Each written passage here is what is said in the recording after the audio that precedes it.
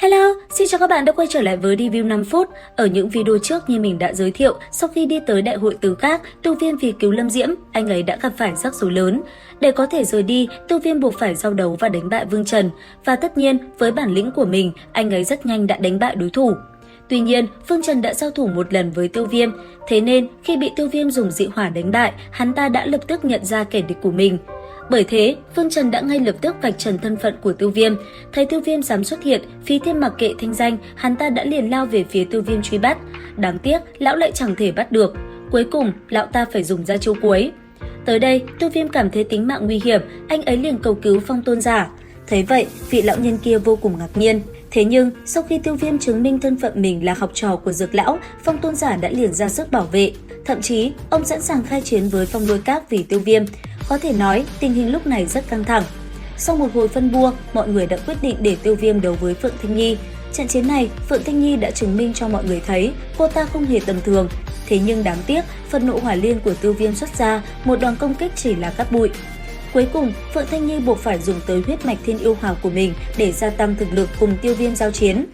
Thế vậy, Tiêu Viêm cũng mau chóng sử dụng thiên hỏa tam huyền biến gia tăng thực lực tới tam tinh đấu tông. Giờ khắc này đây, từ phía Phượng Thanh Nhi, một con thiên yêu hoàng khổng lồ mang theo uy áp khủng bố xuất hiện. Thấy tộc nhân của thiên yêu hoàng xuất hiện, Tiêu Viêm cũng phải kinh ngạc. Thậm chí, huyết dịch thiên yêu hoàng trong người cũng phải dao động. Rất nhanh, Tiêu Viêm đã lập tức tiến hành áp chế huyết dịch đang sôi trào kia. Thế nhưng, trong lúc Tiêu Viêm suy nghĩ thì từ trên cao, công kích đã lao tới. Thế vậy, Tiêu Viêm cũng phải lập tức thi triển Tam Thiên Lôi Động tránh né. Khi đòn công kích kia đánh xuống, ngọn lửa đen quỷ dị tới từ Thiên Yêu Hoàng đã làm sân đấu cháy đen một mảng lớn. Thấy ngọn lửa này so với dị hỏa không yếu hơn, Tiêu Viêm giật mình. Thế nhưng, Phượng Thanh Nhi vẫn chưa buông tha, một đòn thánh tượng lực dược thi triển toàn lực đã liềm phóng ra một lần nữa. Thấy vậy, đem Tam Thiên Lôi Động thi triển đến cực hạn, Tiêu Viêm vừa chạy vừa cầm huyền trọng xích đập mạnh vào luồng hỏa diễm phía sau mình. Đáng tiếc, nó cũng không có hiệu quả. Bởi vậy, Tiêu Viêm quyết định dùng ra con át chủ bài, từ trong tay, ba loại dị hỏa xuất hiện. Ngay sau đó, trước ngực Tiêu Viêm, một vòng xoáy dung hợp ba loại dị hỏa với năng lượng kinh khủng đã liền ngưng tụ lại. Thế vậy, bốn lão tôn giả phía tên quan sát cũng phải kinh hãi. Thế nhưng, Phong Tôn Giả đã rất nhanh nhớ tới bộ công pháp phần quyết khi xưa. Theo ánh mắt của ông nhìn lên, Tiêu Viêm không lâu sau đã thành công ngưng tụ ra một đóa hỏa liên tam sắc vô cùng khủng bố. Đứng giữa không trung, thanh âm uy nghiêm mà lạnh lùng vang lên quát: dưới cơn phẫn nộ, quỷ mị vô tồn. Dứt lời, hỏa liên trong tay Tiêu Viêm cũng liền phóng ra, lao thẳng tới Phượng Thanh Nhi đang im lặng sợ hãi ở phía xa kia. Giật mình trong giây lát, Phượng Thanh Nhi liền thu lại hỏa diễm hắc ám kia vào cơ thể mình, khiến bản thể Thiên Yêu Hoàng càng thêm chân thật hơn. Sau đó, ngọc thủ của Phượng Thanh Nhi nhanh như chớp kết xuất thành vô số đạo ấn ký, cái miệng nhỏ nhắn khẽ quát: thánh tượng yêu hoàng chuông. Tiếng quát vừa dứt, con hắc phượng hoàng như phục sinh sống dậy, hóa thành một cái chuông đen ngòm bao phủ thân thể cô ta bên trong. Thế nhưng phía xa, đóa hỏa liên kia rất nhanh đã lao tới và đánh mạnh vào chiếc chuông, tạo ra một vụ chấn động kinh người. Nhất thời, một tiếng chuông kêu như sấm rền vang lên, âm ba khổng lồ, vô cùng chân thật, cuồng mãnh từ trong chuông khuếch tán ra ngoài. Ngay tại thời khắc tam sắc hỏa liên bạo phát, thì từ phía xung quanh cũng lâm vào hỗn loạn, vô số người thông minh đã tìm nơi ẩn nấp.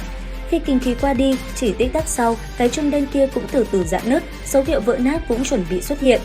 Thấy vậy, ăn vào một viên đan dược, Tiêu Viêm liền vận chuyển đấu khí đến cực hạn. Ngay khi chiếc chuông kia ầm ầm vỡ nát, thân hình anh ấy như quỷ dị đã liền lao tới người Phượng Thanh Nhi.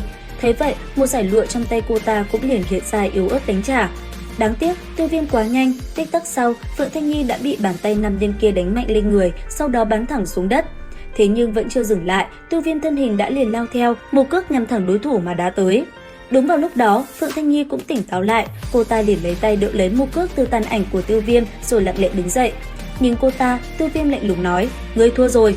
Thế nhưng ngay vậy, ngọn lửa đen trong cơ thể nữ nhân kia lại một lần nữa dâng lên. Thấy thế, Tiêu Viêm chỉ lạnh nhạt nói: dừng lại đi. Dứt lời, dị hỏa trong tay anh ấy liền phóng ra, đánh tan ngọn lửa đen liền bạo xuất. Tuy nhiên, đúng vào lúc ấy, giọt máu Thiên Yêu Hoàng khi trước Tiêu Viêm thu được lại đột nhiên phá nạp giới mà ra. Rất nhanh, Tiêu Viêm đã liền cất đi, thế nhưng Phượng Thanh Nhi rất nhanh đã nhận ra đó là cổ hoàng huyết tinh của tộc mình. Ngay lập tức, cô ta liền làm khó Tiêu Viêm, và liệu rằng Tiêu Viêm có thoát nạn không? Theo dõi kênh để biết thêm chi tiết nhé. Xin chào và hẹn gặp lại!